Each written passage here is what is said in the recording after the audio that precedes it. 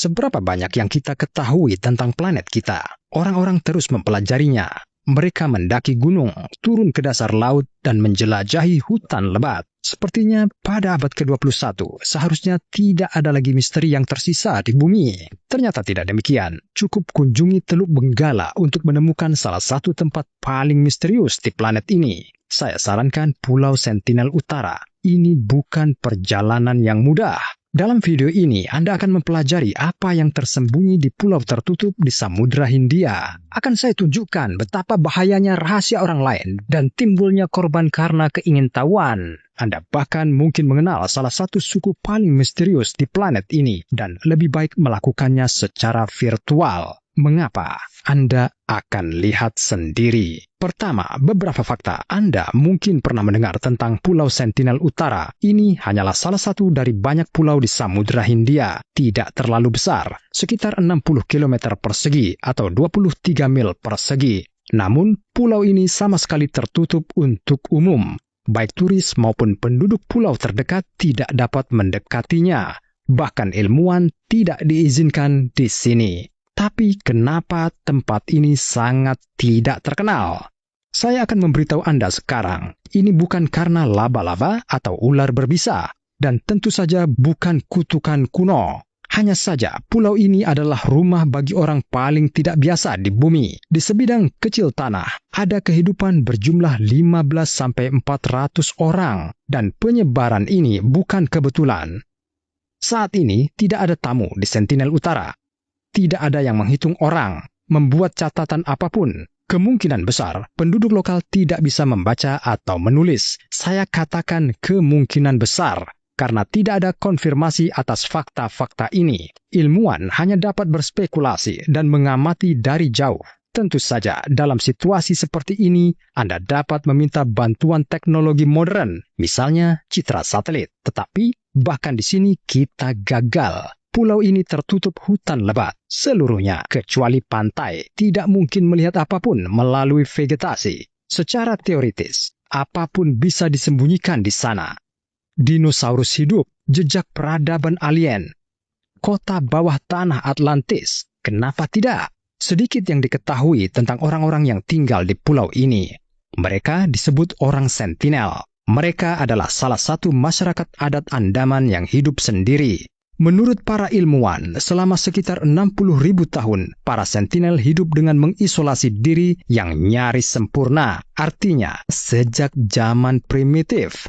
Selama ini, mereka berkembang secara mandiri, tanpa melihat bagian dunia lainnya. Ya, mereka adalah orang-orang yang tidak tahu apa itu Bitcoin, pemanasan global, dan Netflix. Mereka bahkan tidak tahu apa itu kuda. Beberapa peneliti berhasil melihat penduduk asli. Penduduk lokal digambarkan sebagai orang yang relatif pendek, sekitar 165 cm atau 5,5 kaki. Ini mungkin karena dwarfisme pulau. Ilmuwan juga mencatat kulit gelap, berkilau, bahkan gigi dan otot yang kuat. Orang Sentinel adalah pemburu pengumpul. Meskipun ribuan tahun terakhir, mereka belum mengubah kebiasaan mereka. Suku tersebut mungkin menggunakan busur, panah, dan tombak untuk berburu hewan darat. Mereka kumpulkan makanan laut dengan tangan, seperti kepiting dan kerang. Diyakini penduduk asli memakannya dalam jumlah besar. Permukiman mereka penuh dengan cangkang kosong. Beberapa dari praktik mereka belum berkembang sama sekali sejak zaman primitif. Diyakini Sentinel tidak terlibat dalam pertanian, meskipun mereka bisa membuat kano. Tetapi yang paling menarik adalah tidak jelas apakah penduduk asli tahu cara membuat api meskipun mereka menggunakannya. Bahkan di tahun 2020, coba bayangkan itu. Orang-orang Sentinel tinggal di gubuk non-permanen kecil, menghargai metal, menari dan berbicara bahasa yang tidak dikenal. Itu saja. Pulau unik dari peradaban yang unik. Ilmuwan akan rela melakukan apa saja untuk mempelajari suku setempat.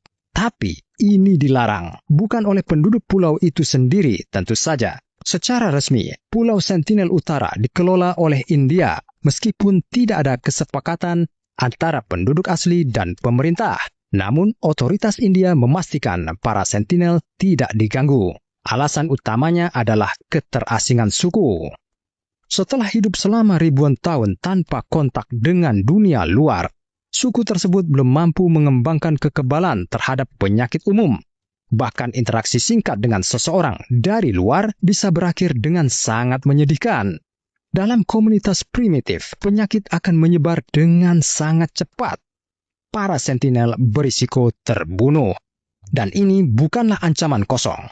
Pada abad ke-19, perwira Inggris Maurice Vidal Portman mempelajari penduduk pulau itu. Studi ini tidak bisa disebut manusiawi. Pada satu poin, Portman menculik 6 sentinel. Dia kemudian membawa mereka ke kota besar terdekat. Semua penduduk asli segera jatuh sakit dan 2 orang dewasa meninggal. Portman mengembalikan 4 anak yang sakit ke pulau itu dan meninggalkan mereka di pantai. Untungnya, terlepas dari eksperimen seperti itu, suku tersebut selamat. Pulau ini terlindungi. Penyakit dari daratan tidak sampai ke sana. Kapal patroli perbatasan India secara berkala berpatroli di perairan pesisir. Hanya bisa didatangi dalam jarak 19 km atau 5 mil laut. Lebih dekat dari itu adalah area terlarang. Pulau Sentinel Utara dilindungi sebagai harta karun yang sesungguhnya, dan ini sebagian benar. Sangat sedikit manusia yang tidak bisa dihubungi seperti para sentinel yang tersisa. Bagaimanapun, penduduk pulau juga bisa membela diri, apalagi mereka melakukannya secara rutin. Mereka dengan sengaja menolak untuk menghubungi dunia luar, dan mereka bereaksi sangat agresif terhadap orang asing. Ketika saya mengatakan agresif, maksud saya para sentinel siap membunuh orang luar manapun, bahkan jika mereka tidak terancam. Tentu saja ada juga kontak damai. Yang pertama terjadi pada tahun 1991, tetapi dalam 1997 kunjungan ke pulau itu terhenti. Sekarang mereka mencoba untuk tidak menghubungi sentinel sama sekali. Pada tahun 2004, setelah gempa bumi di Samudra Hindia, pemerintah India mengirim helikopter ke pulau itu. Bencana yang merenggut nyawa lebih dari 200.000 orang itu seharusnya telah menghancurkan para sentinel, tapi penduduk asli selamat dari bencana itu. Bagaimana mereka bertahan? Ini tidak diketahui. Unsur-unsur tersebut merusak terumbu karang tempat mereka mencari makan. Meskipun penduduk pulau beradaptasi, tapi mereka tidak terlalu senang dengan helikopter itu. Mereka mulai melempar batu dan tombak ke arahnya dan membidiknya dengan panah.